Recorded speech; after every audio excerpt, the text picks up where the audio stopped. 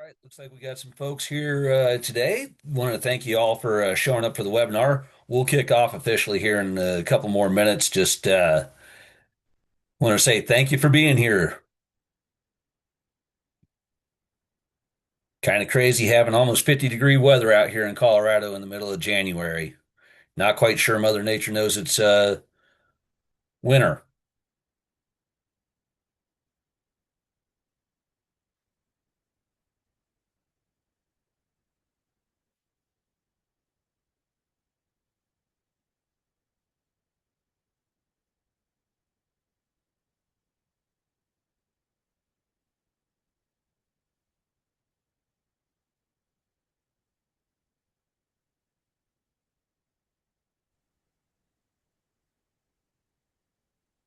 Afternoon, Andre.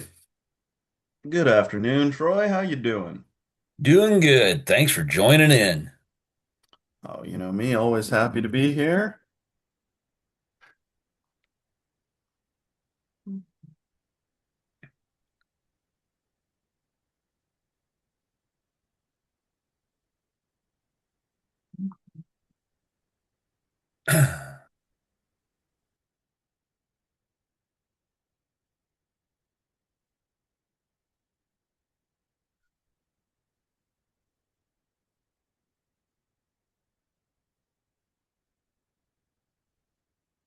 All right.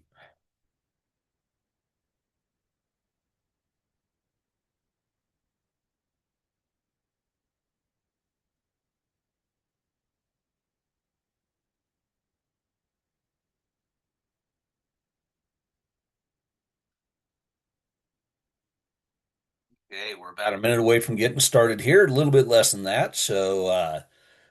Just like I said, want to thank you all. Quick heads up, I have an extraordinarily dry throat today. Do apologize about that, so I'll be taking sips of water every couple of slides. Sorry for the distraction.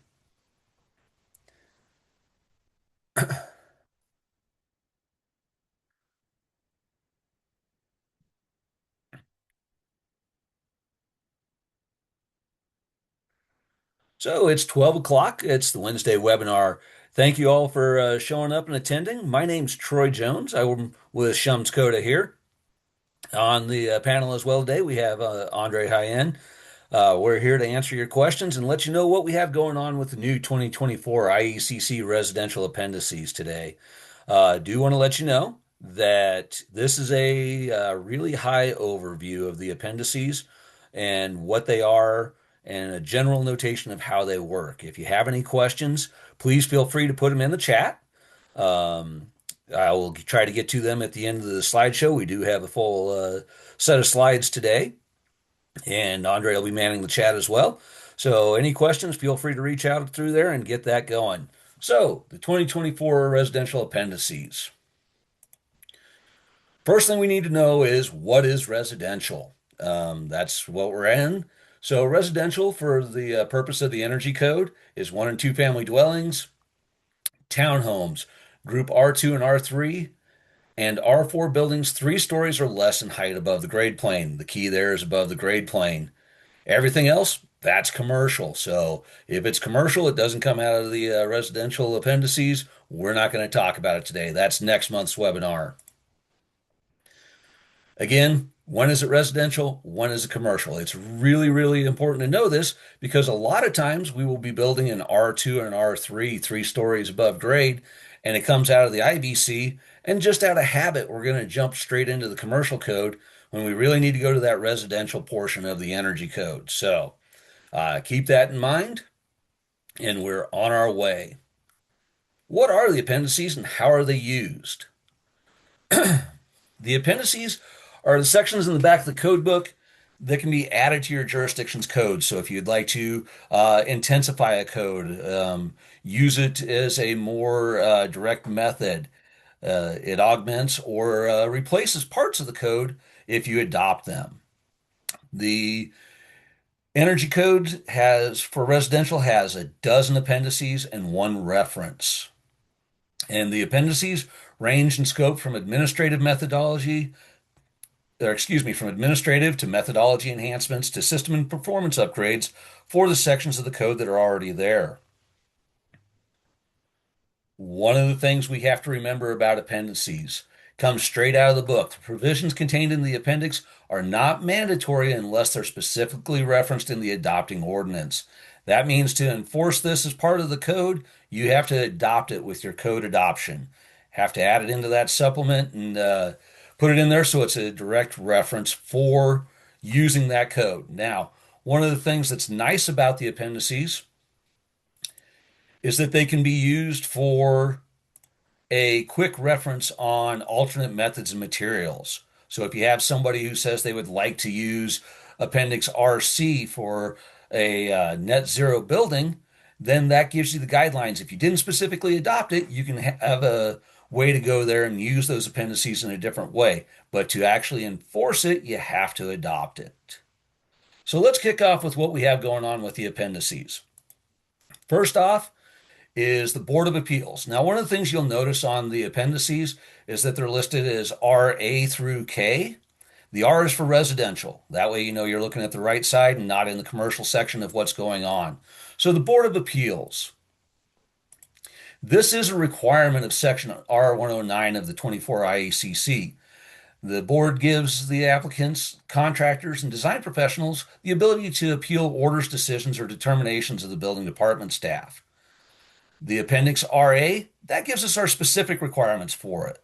It lets us know how many board members we need to have. What is the process for the application and of the appeal? What are the limitations of the authority of the board? Can they just walk through and say, nope, that doesn't work? That's not how that goes. The limitations on the authority for the board are for code compliance and misinterpretation of the code. They can't just waive the code and say you don't have to follow it. It gives us the number of board members. It gives us the qualifications for the board. So we have to have a design professional, an architect, an engineer. It lets us know what we need for alternate board members. It gives us the administration of the board. So we need to have a chairperson. We need to have a secretary. It gives us the rules and procedures for the hearings. So this appendix is really on that whole administrative methodology. It tells us how to enhance the requirements of that section 109 to get a well-versed full board online to be able to help with things. It also tells us what we have to do with all of our hearings. They're open hearings, and if legal counsel is required, how to address that. The other thing that this appendix gives us is the requirements for the board decision and the declaration requirements. So once the board makes a decision, they have to put it out there to everybody, let the folks involved know what's going on within a certain time frame, 24 hours, 48 hours, 72 hours. They have to make that declaration open for everybody involved, and it's also part of the open records of the building department. Next up is solar ready provisions for the Appendix RB. So, what is solar ready? Solar ready are buildings that have the infrastructure and space for future solar equipment installation. So remember, again, this is on our single family homes, our small 3-story, 4-story, excuse me, 3-story or less R2s, R4s. And the other thing to remember on this is that the equipment can be not only solar photovoltaic, but it can also be solar thermal. A lot of folks just get stuck on our electrical production, but we do have the ability to put this in for solar thermal as well. So, what is the solar ready zone? This is a section or sections of the roof or building overhang designated and reserved for the future installation of solar photovoltaic or solar thermal systems. So in this appendix, it gives us the minimum requirements of what we need for that. We need to have that 600 square feet of area on the roof, and it has to be oriented so it's between 110 and 270 degrees of true north. We need to know that that's for single family, two family dwellings, and townhomes. The solar ready zone shall not be less than 300 square feet for two family dwellings. So if we have a small duplex, we're able to take that size down a little bit. Don't have to have as much roof areas. And then townhomes with 2,000 square feet of living area shall have a minimum of 150 square feet of solar ready zone. Some of the things we need to look out for in the solar ready zones are obstructions that cause shading, whether they're natural or man-made. We need to make sure that we have the capped, all of our roof penetration. So anything that's coming up for uh, vents, for plumbing, things like that need to be out of there and not in the solar ready zone. All of our pre-wiring, if we have a conduit to make this infrastructure in there, needs to be outside that solar ready zone, needs to be capped. One of the things we have with the solar ready zones, roof loading documentation. We need to know that the roof can handle what's going on with our photovoltaic cells, with our solar water systems, and that needs to be on the documentation. It needs to be on our plans when we submit it for plan review. That way, when we're doing that, we know that we have the correct structural capacity to carry it, and that our inspectors know where it's at as well. It's designated on the plan, shows what's happening with it. All of our interconnection pathway, pre-wired or pre-piped for the future systems, needs to be on the construction documentation. When we get to our service panel, the service panel has to have an area reserved for the future systems. So we need uh, breaker spaces in there. We also have to have calculations submitted with our documentation that shows us that we're sizing that panel for the energy coming in the future. This is where things get a little tricky, folks. Ain't gonna lie. When you're designing this, you got to guess as to what size system they're going to put in, the efficiency, and do your best for it. There's no specific code design criteria that says if you have so many square feet, you need so many production watts on that. So just remember that when that's coming in. And there will be a final construction document certificate posted at the end of this saying where that solar ready zone's at and what the compliance of the panel is.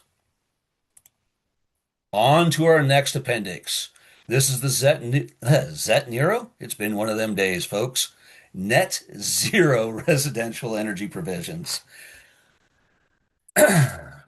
So, what is net zero energy? This is a building that's tied to the grid that are so airtight and well insulated and energy efficient that with the energy renewables resources on site, they can they produce as much energy on site as they consume over the course of a year.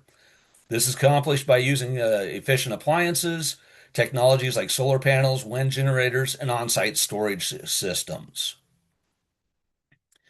Couple of definitions that jump out at us from the appendix are the Community Renewable Energy Facility, CREF. That's a facility that produces energy from renewable energy resources and that is qualified as a community energy facility under the applicable jurisdictional statutes and rules. So this would be like a solar farm for a subdivision, things like that. This is a multiple distribution point. It's not just for on-site production from your own structure. We also have the Financial Renewable Energy Power Purchase Agreement. This is an agreement between a renewable energy electricity generator and a purchaser, wherein the purchaser pays or guarantees the price to the generator for the project's renewable generation. It's also known as a Financial Power Purchase Agreement and Virtual Power Purchase Agreement. This comes into play for not being able to produce all your energy on site, but being able to go off site and get it. We also have the final one that jumps out at us is the Physical Renewable Energy Power Purchase Agreement. This is the actual contract for the purchase of that electricity from a renewable generator. Appendix RC requires that a residential building first meet a maximum energy rating index for the building energy use only and then achieve a score of 0 when considering on-site power production. So we have to be able to meet the requirements of the code and then get down to 0 with the addition of the on-site power production. You'll see this in future slides as OPP. That'll be the nomenclature there. Just wanted to point that out. So when we get our ERI compliance, there's two different ways to get it. You can see that we have to have the compliance with table R406.2 and the sections R406.3 through 406.7. We can also we can also comply with ASHRAE IES 90.2, which includes the ER requirements of ASHRAE IES without the use of on-site power production. The requirements of Section 402.511, 512, and R406.3 are required with this as well. The maximum ERI, our energy rating index, including the adjusted OPP, which is our on-site power production of table RC 103.5, in accordance with RC 103.4. Like I said, folks, this is a really high level. If I put every one of these slides in here, we could probably talk about this one for a half hour by itself. Troy, I think I might just jump in here on this one and chat a little bit. I think the important takeaway from things like this, the appendices themselves are now becoming a bigger driving force about a lot of policy engagement when it comes to energy code, right? The base code is sort of treated as sort of, hey, this is what I'm ordering is my meal, but then all the other sides that are coming with this, if I'm ordering on the menu there, right? A lot of folks are using these to modify. We've obviously seen multiple instances of folks using, solar ready provisions like we were looking at the last one. But the RC one is unique for a couple of reasons, right? So really what we're looking at is the lifetime effectiveness of a building. We're looking 15 years into the future. Is this building still going to be not using more energy than, using more energy than it produces, right? And so there are questions here that I think rightfully so, if people have explored looking at this, that I think, the important takeaway, at least to me, is there's places here that make it really difficult for a building official to tread. Places like the energy purchase agreements, right? If 7 years in somebody breaks an energy purchase agreement, how do you enforce it? That's not my bailiwick as a building code official, right? Do I go to a civil court? Is it, utility commission? How do we prove that these buildings are going to, do that with longevity? And this is a solution that might fit some communities, might not fit others as well. And I think that's one of the big takeaways, out of this is that the appendices exist to try and offer a range of solutions to communities that some of which they're going to find it to be the right fit. Some of them are not. And I think you're right. This one is both technically demanding, and then also simultaneously, it's difficult to administrate as well. That doesn't mean that it's a bad thing. It just has some unique characteristics about it. And so if you're getting questions about that from your, local decision makers, right, about have we explored the idea of trying to get to net zero using these other things? Well, hey, this is where you actually get to use, the information that we're giving you in this class. It's been explored, and there are some folks that maybe have adopted this, and you can talk to them about it. You can talk to them about the successes, the weaknesses, the pinch points, things like that, and really get to know it a little bit more intimately. So I just wanted to give my 2 cents with that, about shooting for, that net zero score on this. Really takes a lot of working parts here. And that's not always easy, but the information's still good. Agreed, and thank you, Andre. That's great points on that. So one of the things Andre bring up was the energy contract. So when you get that energy contract, it has to be viable for 15 years and it has to be transferable for changes of ownership. But again, if the company breaks that contract, how does that work for the next person? Are they able to say it's a net zero house? Those are some of the challenges that come across with this. Up next is Appendix RD, our electrical energy storage systems. So, what is a storage system? Everyone thinks automatically of lithium ion batteries. Well, there's also different ways to get this. There's different chemical batteries. There's also a pump storage hydro system, flywheels, and other ways to manage and release the electricity from these storage systems. I jumped into the pump storage hydropower. I've never seen one of these, but I wanted to see what it was. So, a quick little sidebar on this. For those of you who don't know what it is, it's a set of two reservoirs that have a difference in elevation, that have a pipe that connects the two of them, a pump on one side, and energy turbines on the other. So when energy starts getting, we start needing more demand energy for our house, we turn on the hydropower system, and it actually lets the water go from the higher elevation and drops down through the turbine into the lower elevation reservoir. Once that reservoir is filled up, then we pump it back up. And we do that on the off times. So that way we're not creating more demand on the electrical system. So Just an interesting thing. Think you're going to need a little bit of land to make that one work, but it's a new system. There's more than just batteries out there. So in this appendix, it applies to the one and two family dwellings. The R3s, the R2s, and R4s shall comply with Appendix CJ of the 2024 IECC.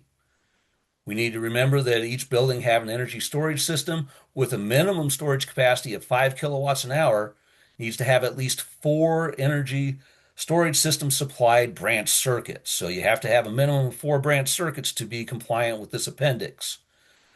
The branch circuits will have to comply with the NFPA 70, and the ESS systems will have to comply not only with NFPA 70, but also Section R330 of the 2024 IRC, which goes into account for allowable areas, protection, clearances, things like that.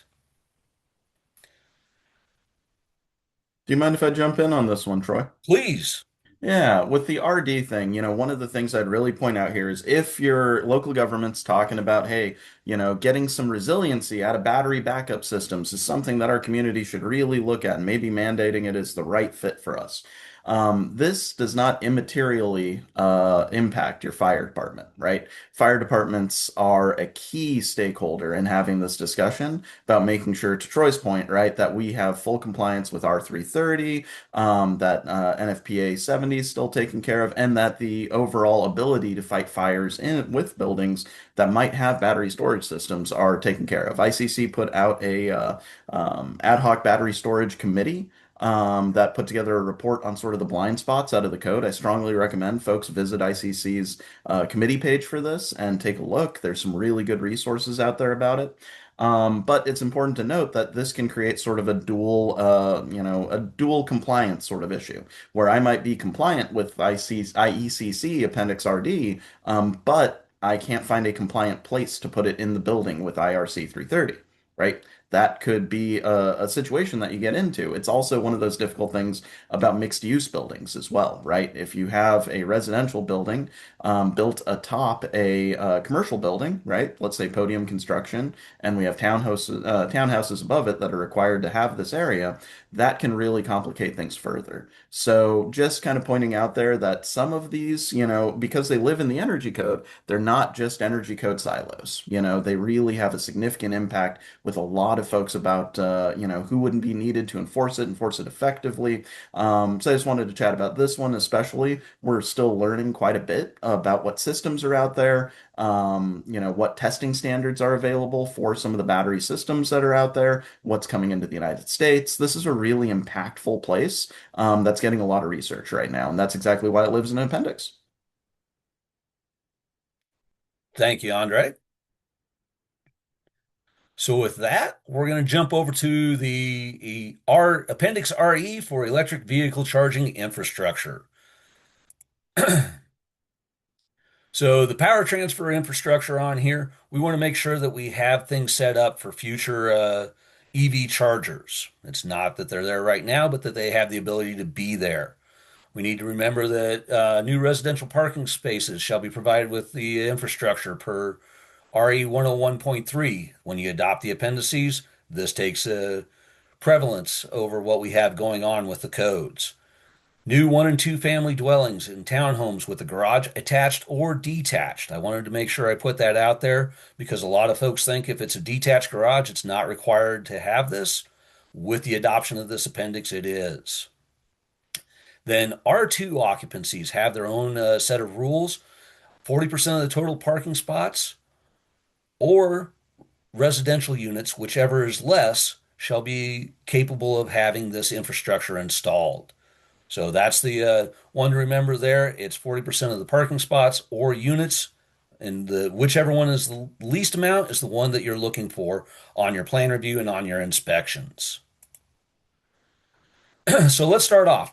We use a couple of different acronyms in here. EV capable. So this is where we have a parking spot that is supplied with the infrastructure. All of our conduits, wires, things like that are laid underground and set out to the parking spot, and then they're put back into the structure and going to the panel, but they're not connected. We need to make sure that all of the conductors and conduits are sized accordingly. This is, again, that tough one because we're not always sure what we're going to have for EV chargers. So we need to make sure that it's a reasonable sizing on there. The distribution panel shall have the slots for our two-pole breakers, and the panel shall be labeled with for future electric vehicle supply equipment. That way, that spot doesn't get used by someone else for a new dryer, a new air conditioner, things like that. So, our electric vehicle ready spaces. This is where we have a space that's ready to go. The equipment is stubbed out. We have plug-ins. Things are sized correctly. The outlets within 6 feet of each parking spot. We shall have the same label shall be located on the panel board as the electric vehicle supply equipment, and the electrical circuit and distribution system shall be sized per R101.2.5. Last up is our electric vehicle service equipment. This is the whole thing, folks. We've got it all connected. It's ready to go. The equipment's installed. It is a live, viable parking spot for an electric vehicle to be charged. The charging stations that supply three or more spaces shall have a nameplate capacity of 6.2 kVA per space. So that's one of those requirements you want to make sure of when you're out in the field doing inspections, that we meet those requirements. It's that size or larger. The equipment shall be located within 6 feet of the space that it serves, and it shall be installed per NFPA and the manufacturer's installation instructions. Here we go with the fun one that's the Appendix RF, our alternative building thermal envelope insulation R value options. I think we could go with a little bit longer title here, but I'm not sure. What is this? So, this is a situation where we use the appendix to expand a little bit on what we have going on with our regular requirements on the prescriptive path for the tables. It allows a little more flexibility and allows different ways to do things. We cover above grade walls, basement and crawl space walls, slabs on grade. So this is kind of that whole infill situation of what we have happening. Here's a table out of there. This is for our wood framed walls. Grabbed one that's a 2x4 wood framed wall, 12 inches on center. So what this allows us to do is it allows us to use a cavity insulation. So say that you're in zone 5. You're supposed to have an R20 with an R10 uh, insulation on there, but you have a 2x4 wall. You can't get an R20 in there. You want to use an R15. This would allow you to see, based upon the table, what your continuous insulation R value could be to get that equivalent on there. So this is a way to get equivalent insulation values. And you can see here it comes in with the R value on the side, the continuous R value on the top, and then it gives it to us in the U factor. So you need to make sure that the U factor that you choose out of here on this alternate use is equivalent or higher than what's required on the table.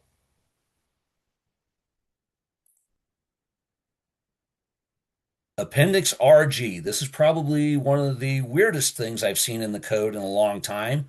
It is truly labeled the stretch code. So, what is the stretch code? The stretch code is what we're going to do to apply steps to meet the requirements for a net zero building by 2030. This is on what the code calls the glide path. So we're trying to get our homes to go to net zero energy by 2030 by taking incremental steps. Rather than making it a net zero right out the gate, this is our step-by-step process. You can see that we have different sections in here from the appendix once it's adopted that will replace sections of the code, give us that incremental step up for the next one and the next one. One of the ways we can do this is with our simulated compliance path. The simulated building path still has to comply with Table 405.2, and the thermal conductance for the total proposed building envelope shall be less than or equal to the thermal conductance from the prescriptive path in 402.1.2. We have to adjust those factors for the climate zones. So what this means is that we have to remember that we still have thermal bridging in here and that this takes that into account and modifies that so we meet those requirements. Any questions so far on what we have going on? I'm kind of rambling along at a fairly decent clip. Like I said, we do have a lot of slides, but I want to make sure if there's something I can answer for a quick question, great. If it's a hard question, put it in the chat and Andre will get it.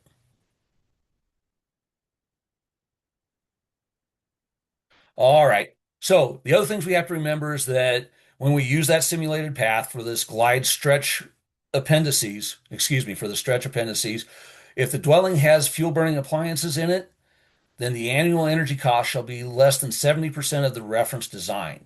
If all of the energy comes from electricity, then that's a 75% mark.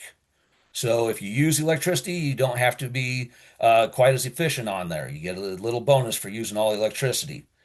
If your dwelling is greater than 5,000 square feet, then everything goes up by 5%. So our electricity would be at 70 and our fuel cost would be at 65. So we get a little more constrictive as to what we have going on and tightening up those energy budgets, making it a more energy efficient structure.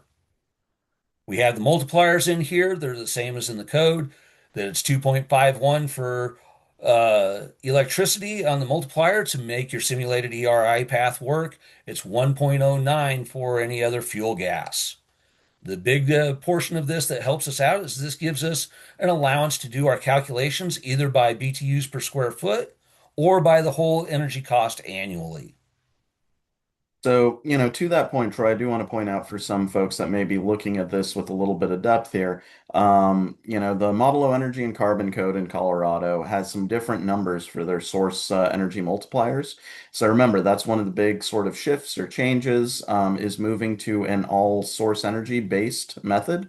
For the longest time, right, we've used cost as the associated, decision maker there, right? If I can show you your energy bills are lower, then we don't worry about what fuel you're using, so to speak.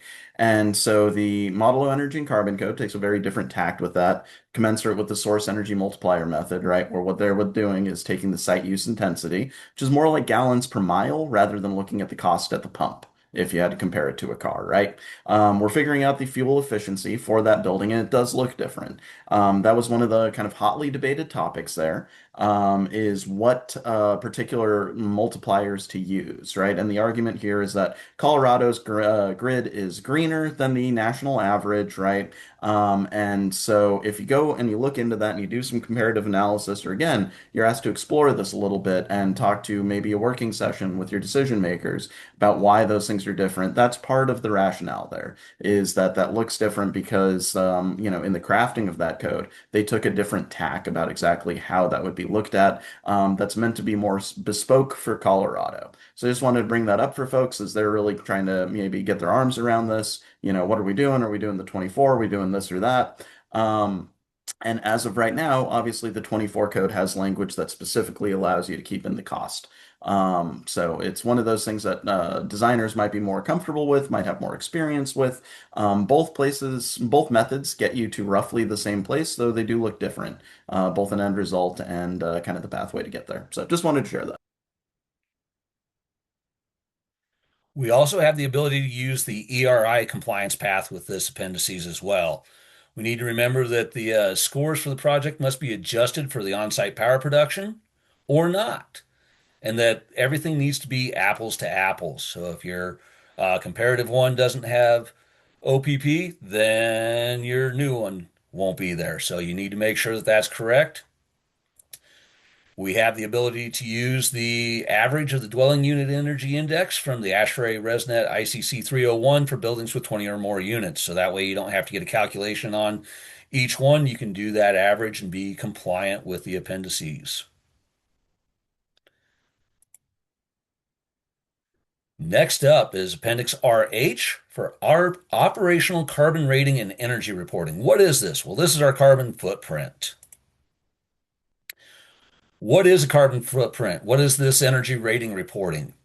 The operational carbon rating and energy reporting is a standardized process that measures, calculates, and documents greenhouse emissions produced by a building's daily operations. Specifically, it's got our heating, cooling, and lighting and equipment use.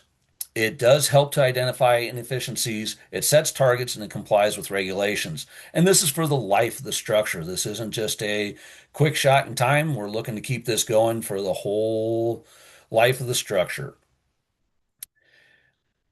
The CO2e index is a numerical integer value. It's calculated by the ANSI ResNet, and it represents a relative equivalence, a carbon dioxide equivalence of the emissions for the rated design. And then we're going to compare it to the proposed design and see that we meet, where an index value of 100 represents the performance of the CO2e reference design. An index value of 0 represents a home that emits net zero CO2. So our carbon footprint would be 0 at 0 and way too big at 100.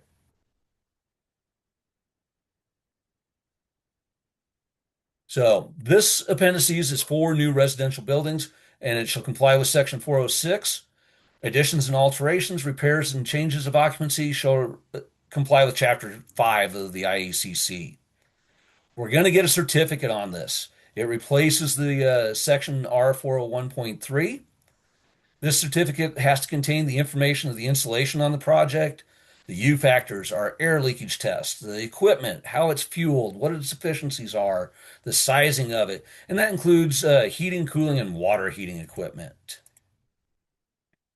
We also have to note on the certificate that we have photovoltaic systems, what they're installed, their orientation, their capacity. We need to see that ERI score and the carbon dioxide index score. We need to know what code cycle this is on. Is this on the 24 or 27? Where is it at? We need to have the photovoltaic solar ready zones on there as well.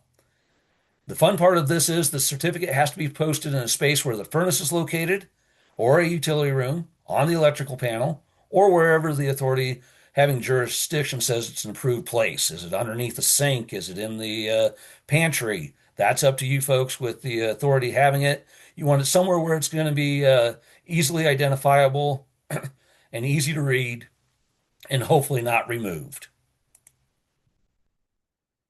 When you're using there's a couple methods on compliance for this.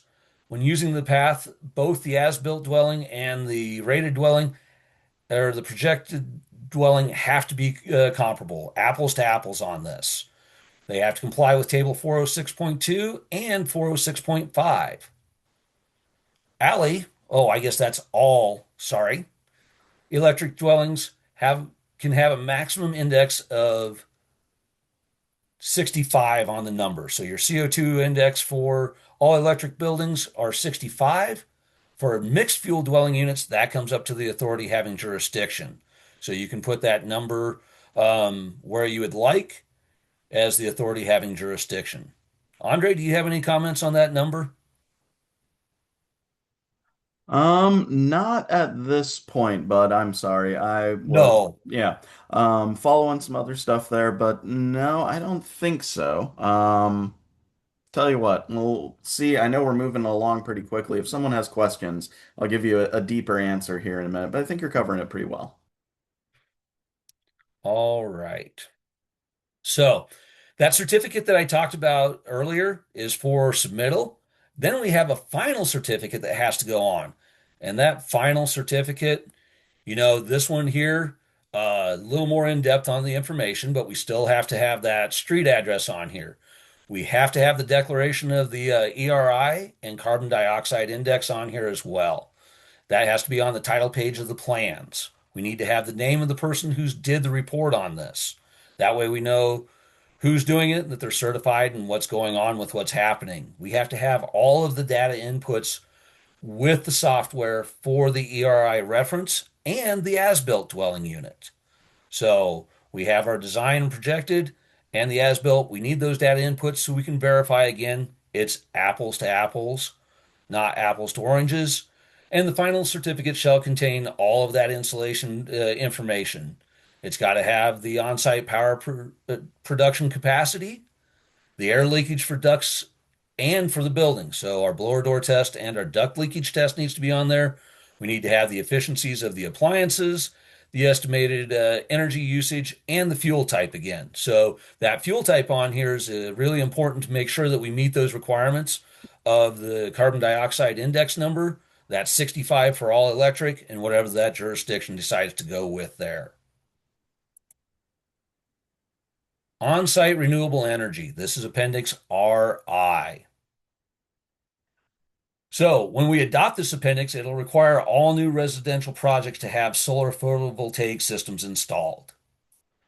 These systems must meet the requirements of Section RI 103.1.1 for installed capacity.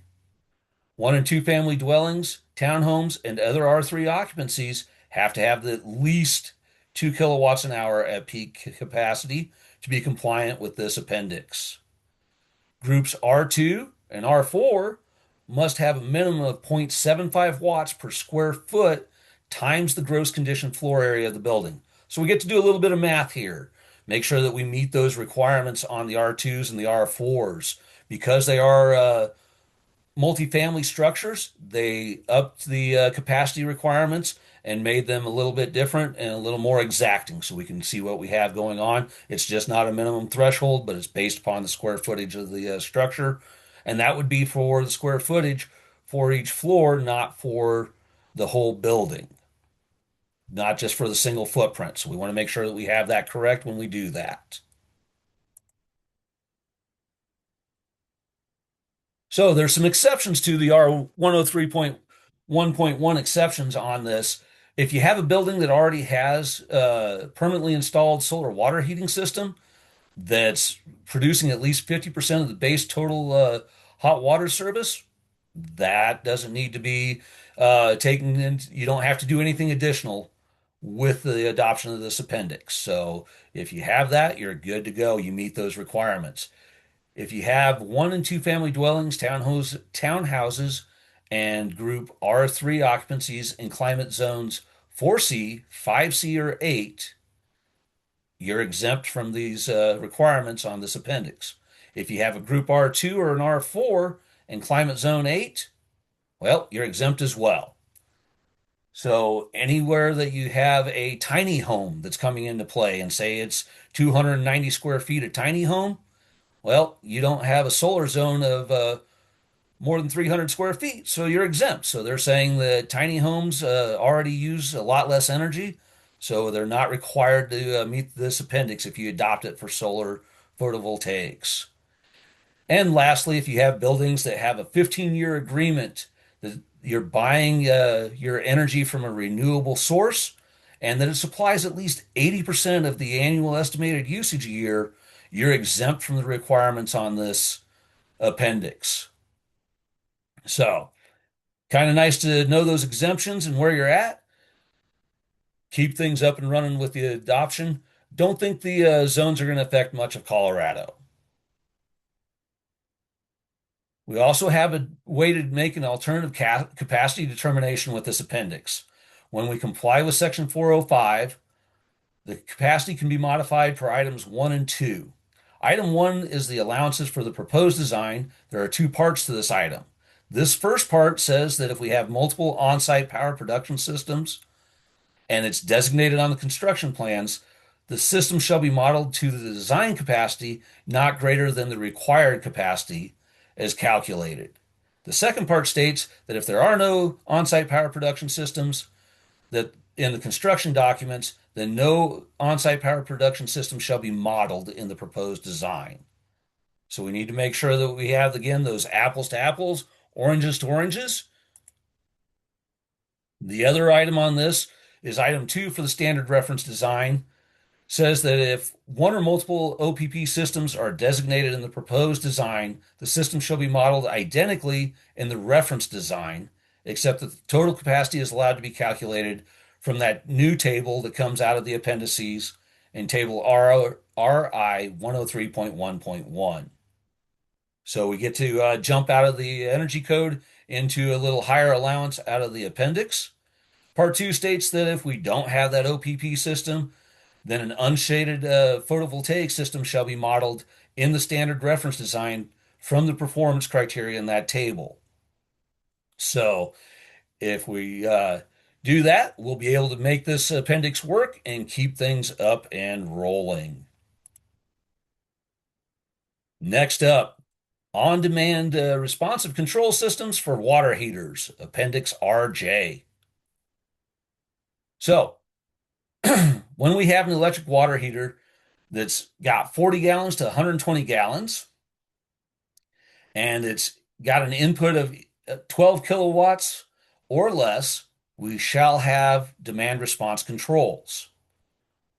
What are demand response controls and how do they work? So, demand response controls help us shift the energy loads from peak times to not so peak times. So if your water heater was going to come on at 5 o'clock in the afternoon when everybody's getting home from work and washing hands, doing dishes and getting laundry going, things like that, this would help shift that energy usage to a little later or a little earlier in the day to be able to heat that water up and have it ready for that time.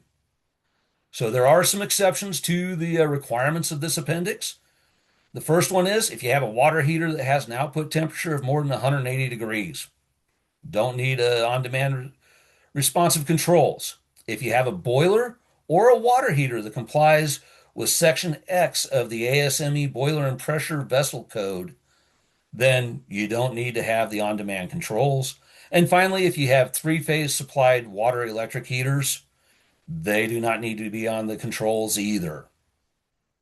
Troy, I might just jump in here with a little bit of information.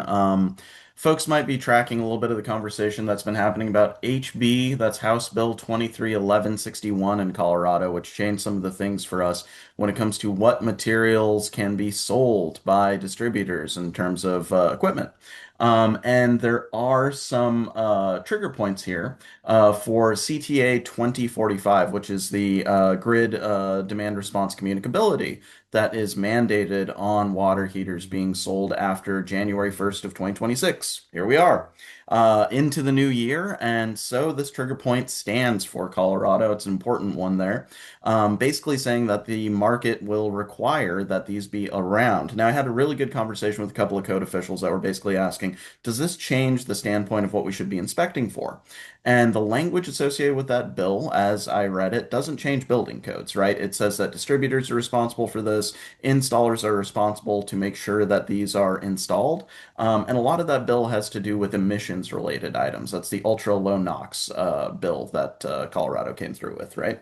And so the important thing to remember there is that much like a car, right? We specifically in Colorado, we have Clean Air Act requirements that make you get emissions testing, make you meet certain criteria above the base standard, even though the engine of that car was designed with federal standards in mind, right? Before it came to Colorado. And so likewise, right, this regulates emissions. It doesn't turn building inspectors into emissions inspectors per se, but it's just some of the equipment that is supposed to be put forth with water heaters and other items out there, right? So because that's kind of beholden to the distributor, it is one of those things I just wanted to bring up. A lot of folks are asking like, hey, are we even going to have water heaters that have this communicability? And yes, the answer is that House bill has that trigger point. There is also the opportunity to sell existing inventory from distributors, so as long as they had it in stock before the date. And so installers are allowed to, to go with that for a time, sort of as a transitional period issue. So I just wanted to bring up that it relates directly to some stuff that's been happening at the Colorado legislature. And so to think about either the adoption or use of this, probably commensurately will come up with that discussion of what happened with that bill. So I just wanted to bring that up. Thank you. One of the reasons we have Andre is he's got his finger on the pulse of all the things changing legislative, so it's great to have him here. So we've got a question from Miss Rebecca. She says, do they need to install the mixing valve so when demand response heats water hotter than 120, it is mixed for safety? The answer is yes. But the demand response won't necessarily create the water hotter than 180. That was the except or 120, excuse me. That was the exception is that if you had one that was at 180, that it did not need to have those demand response controls. But absolutely, if we have a water heater that's over 120, we need to have that mixing valve to keep it code compliant. Mhm. just to be clear, and maybe Rebecca, you can put this in the chat if you want to, or are you talking about typically like the thermostatic valves that are subject out of the plumbing code, or is there maybe a different place that you see that in line or something? Okay, yes. I would agree 100% with Troy's answer. I just wanted to make sure I wasn't missing anything about like a different valve location or something like that that I just wasn't quite getting out of the question. So great, great question with a great point. Thank you very much for picking it up, Troy. All right. So last up on here is, or next up on here is our RK for the electric residential building provisions. How to get a house ready for electrical conversion. If you adopt this appendix, what you're going to do is you're going to make people follow the appendix and the requirements of installations of plugins within 3 feet of water heaters, of clothes dryers, of cooking appliances. These all have to be rated for 240 volts. The cooking appliance needs to have a 40 amp installation. The clothes and the water heater need to have 30 amps. Or the water heater is allowed to go down to 120 volts and a 20 amp system being installed as long again as it's within 3 feet of that water heater. The other thing we have to do when we adopt this appendix is we have to make sure that the electrical panel has circuits that are labeled as spare and that the capacity of the panel is able to handle the new electrical appliances going into it. We don't want to put in a new water heater that's overloading the panel size. RL, the renewable energy infrastructure. Appendix RL is going to get us set up for residential construction to have our renewable energy infrastructure installed. There's a couple exceptions to this if you adopt this appendix. First off, if you already have on-site power production systems installed, then you don't need to rewire the house for future ones or additional ones. You're good to go. If you have a residential roof with a solar-ready zone less than 500 square feet, don't need to have the infrastructure installed. We don't meet the requirements, so it's not there. When we do have anything with those two exceptions, we want to make sure that we take care of what's going on. We do have one more exception here, or a couple more exceptions, I apologize. First off, if your solar ready zone is shaded more than 2,500 annual hours, we don't need to put in the infrastructure. If you're already compliant with the net zero requirement, you adopted the RC appendix, or you're a net zero building, don't need to put the infrastructure in. When we have residential dwelling units that have a renewable energy power purchase agreement, again, that 15 years, and it provides at least 80% of the annual energy usage, don't have to comply with the infrastructure requirements of this appendix. And if we have a living space that is less than or equal to 1,500 square feet above the grade plane, we're not required to follow this. When we do follow this, the solar ready zone has to be on the plans. Got a couple dimension requirements. It needs to be at least 5.5 feet in one direction, not less than 80 square feet of area, and we have to have a total of multiple areas. So if we have 80 over here on the left side of the garage, and we put another 160 on top of the main house, and then we have an addition that's got another 200 on there, we need to make sure that we have a total minimum area of 250 square feet for those multiple sections, but none of them can be counted if they're less than 80. We do have the exception that if the dwelling unit is less than 2,000 square feet, we can go down to 150 square feet of total solar area. And again, no obstructions in that solar ready zone. On the electrical box, we have a couple things that are required. We have to have the label in there for future renewable electric for the dedicated space on the two-pole dual pole breaker. And we need to make sure that the junction box is installed with the conduits within 24 inches of the main electrical panel, that the roof is penetrated, and that the sleeve is located within 1 foot of the solar ready zone. The conductors must be installed and sized for the future system capacity, and if it's a metal conduit, it must be at least 1 inch in diameter. We need to have a label on that conduit that lets us know it's for future use, and that needs to be out in the field. Electrical inspectors do not like to go out and find conduits with wires hanging out in them, not connected to the box, and not connected to a piece of equipment on the other side. This helps with those inspections. We have to have this information on the construction documents. We need to make sure that we take that solar ready zone and calculate the area there for things that may take bites out of it. So if we have a roof deck, skylight, mechanical equipment, that comes out of that solar ready zone to meet that total of 40%. And again, no obstructions in that solar ready zone. We'll have a certificate that goes in with this. That certificate has to show us on the construction plans, excuse me. That certificate has to show where, okay, I got stuck on a certificate. It's not a certificate. This is all on the plans. This is the information on the documents. So on our plans, we need to have calculations for our structural design that show that we have 5 pounds per square foot minimum for our photovoltaic system or what's actually being used there. We need to have the plans show all of our electrical interconnection pathways, conduits, raceways. Where are they located? Are we coming down through the garage or are we going through an external wall outside of the kitchen? We need to have those labels in the panels. And for water heaters and electrical distribution panels, we're going to put that certificate in a conspicuous area and show that it's there for the future homeowners when they put in their new system. All right. Here's something that's new and unique to the Energy Code this year. It's a resource. I bring this in because this is a novel idea that I think works really well for what we have going on with this. This is called Resource RRA. It's for all electrical residential buildings. First off, this is resource section is not a part of the code or an appendix. This is a set of guidelines. If you as a jurisdiction would like to require all electric buildings, all electric residential buildings, this is a guide to help get you there.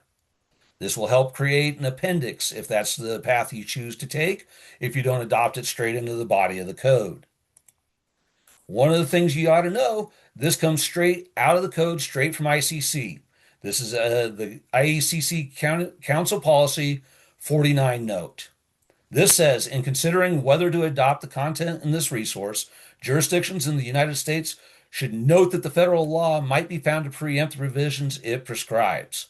You want to see the Public Health and Welfare Act 42, USC 6297, the effect on other law. Whether the content of this resource or a modification thereof is subject to preemption may depend upon court decisions or whether a waiver has been issued by the U.S. Department of Energy pursuant to 42 USC 6297, parenthetical D. So what does that mean? This is, again, one of the reasons why I have Andre here to help with all the legalese. Um, I'll let you tackle this one for a second, Andre. Sure. Yeah, I'll try and be brief. I know that we're almost at time here. So this is something that a lot of code officials have been hearing more and more about, which is EPCA, EPCA, EPCA. It's a law that basically governs a local jurisdiction's ability to be able to mandate the level of efficiency beyond what federal levels allow, and it's typically not allowed. Right? You're not allowed to be more stringent than the federal government.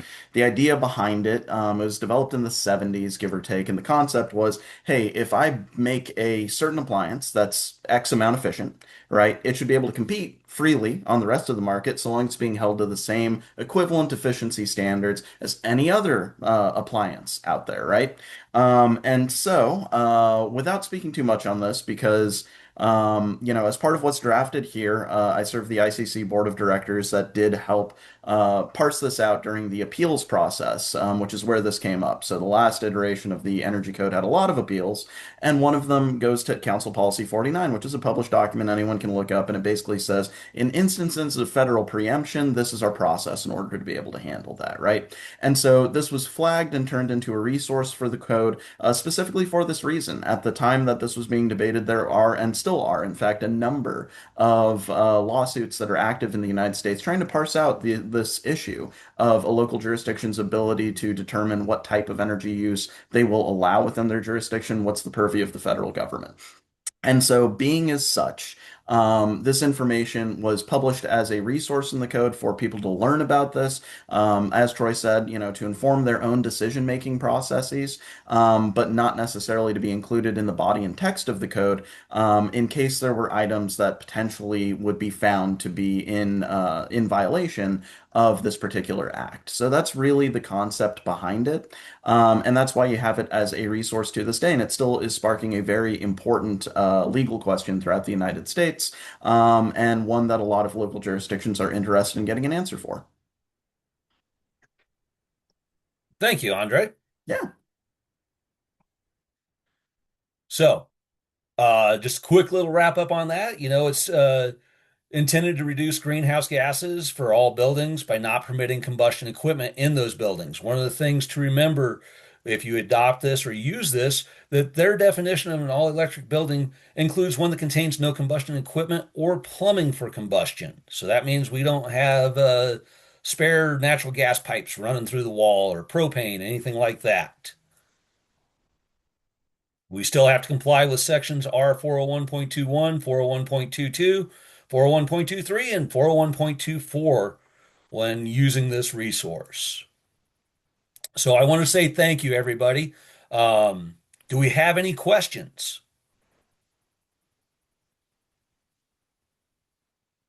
While we're waiting for questions, I want to let you know we do have the IECC Boot Camp series here. We're finishing up the commercial inspections and commercial plan review at the end of this month through January. Then we're going to kick off the February series for residential inspections and residential plan review on the energy code. Our next Wednesday webinar coming up is going to be the commercial appendices.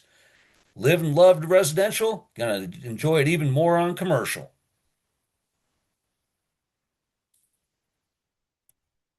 Finally, truly helps us out a whole bunch if you can fill out those surveys. Lets me become a better presenter, better teacher. Lets us know what you're looking for. Are you looking for more in-depth information on the net zero buildings, on the carbon uh, appendices, or if is it anything else in the energy code? We're glad to address those and get classes out for them. Please take the couple minutes, finish that critter up. Appreciate everything. If you have any questions, let us know. Here is Andre's information and Hope's information. I am almost to the point where I'm grown up enough to get my own emoji. I'll be here soon with it. Otherwise, give these guys a call. I put my email in on the chat. So if you have any questions, please email me. Be glad to answer them. And Can't with wait. that, it's 1 o'clock. Thank you so much. Can't wait to see your emoji there, your Bitmoji, but I'm hoping that it's got a hockey jersey or something, something very you. I'm very much hoping so. No, great job today. Thank you everybody for being here. I hope you guys have a great rest of your day. And yeah, thank you guys in the chat. Appreciate you spending the time with us. And yeah, more to come. Looking forward to it. Have a great one, everyone.